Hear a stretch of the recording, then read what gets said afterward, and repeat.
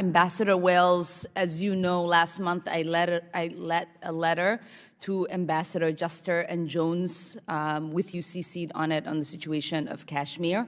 Our partnership with India is strategic, but it's also based on our shared values of democracy, religious pluralism, and the respect of human rights.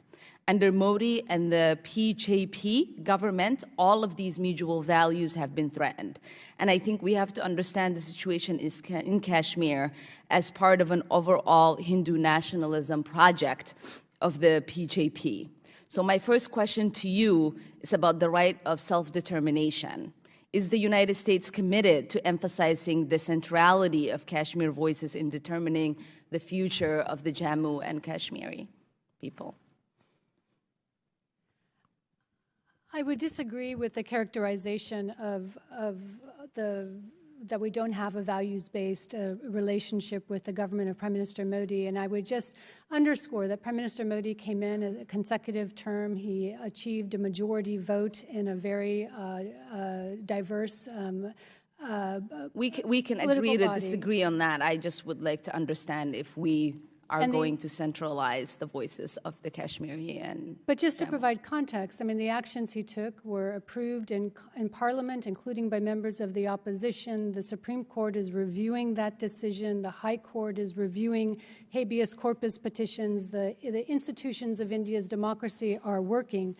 We absolutely believe that Kashmiri's voice needs to be heard, that in any restoration, when there is restoration of an assembly, when there are state assembly elections, that's the way for Kashmiris to be able to register their views, also in peaceful assembly. And so I think the concern over the restrictions on movement and what we've seen over the last 78 days is that ability to protest peacefully has been difficult for Kashmiris to exercise. Yeah.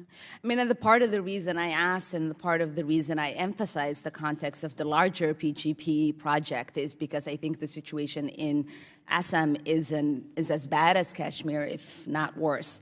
And I think in both cases, the impunity we have seen for crimes against Muslims under the BJP was warming for such worse things to come. In Assam, almost 2 million people are being asked to affirmably approve their citizenship. As my colleague and the chairman said, there have been official statements to the effect that no Buddhist, Christian, Sikh, or Jain refugees need to worry about their status. And so this is a clear anti-Muslim program.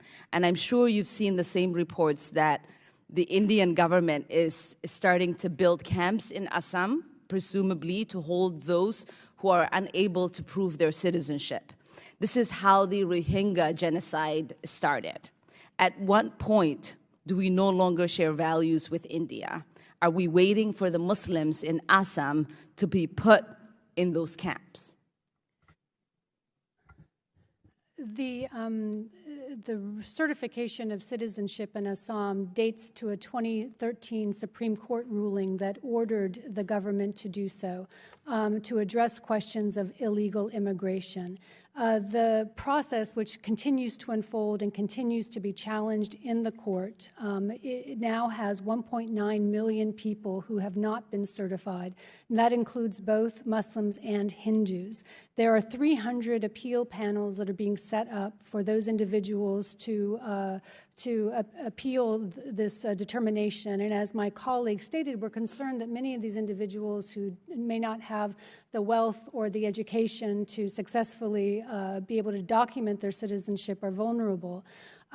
We will continue to watch this very closely, but I would stress that the appeal process is still open. The judicial process is still working in India. And as a democracy, we respect other democracies' abilities to self-police and self-regulate. And so this process is underway. Our voices have been heard. Your voice is going to be heard. Obviously, there's international attention focused on this national citizenship registration. Processes of legalities can take place under the justification of security and the such. The fact that there are public statements of having only Muslims prove their citizenship should be extremely alarming, and an excuse that we don't police other democracies is not one that should be acceptable to this committee or acceptable to the American people. We have to raise our voice of concern. We do that in many situations.